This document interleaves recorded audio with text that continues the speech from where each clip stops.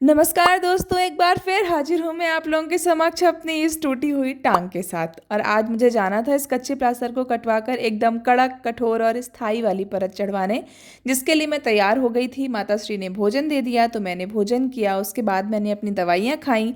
तब तक पिताश्री भी तैयार थे, तो जरूरी चीज़ें लेकर हम पहुँचे अस्थि रोग विशेषज्ञ के पास।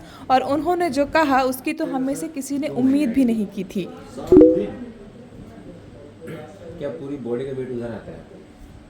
जैसे ही चिकित्सक महोदय ने कहा प्लास्टर 60 दिन के लिए लगना है, मुझे तो रोना ही आ गया था। लेकिन अब कर्म करने गए थे और कांड करके आए हैं, तो आगे जो भी होगा वो झेलना तो पड़ेगा। स्टाफ ने पुराना प्लास्टर खोलकर अलग किया और भाई ने नए प्लास्टर लगाने के लिए सामान लेकर आया। और आज ये भाई साहब मेरी पूरी सेवा में उपलब्ध हैं। पैर में सूजन था तो हमने उसके कम होने का थोड़ी देर इंतजार किया। स्थिति सामान्य होने पर परमानेंट कास्ट लगाने की प्रक्रिया शुरू करने की तैयारी हुई। और चिकित्सक महोदय ने मेरे पैर पे एक गुलाबी रंग की पट्टी से लपेटकर अस्थियों को जुड़ने की अवस्था में व्यवस्थित कर दिया। इस गुलाबी पट्टी को लगाने के बाद थोड़ी सी जलन का आभास हुआ था और थोड़ी ही देर में ये पूरी कठोर हो गई थी।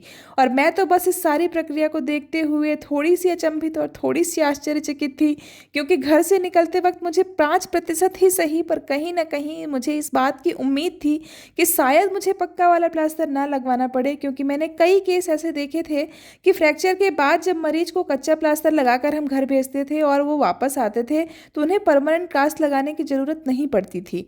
लेकिन मेरी तो चल रही है किस्मत खराब, तो मेरे साथ कुछ अच्छा हो जाए इस बात की तो अब मैंने उम्मीद भी छोड़ दी है।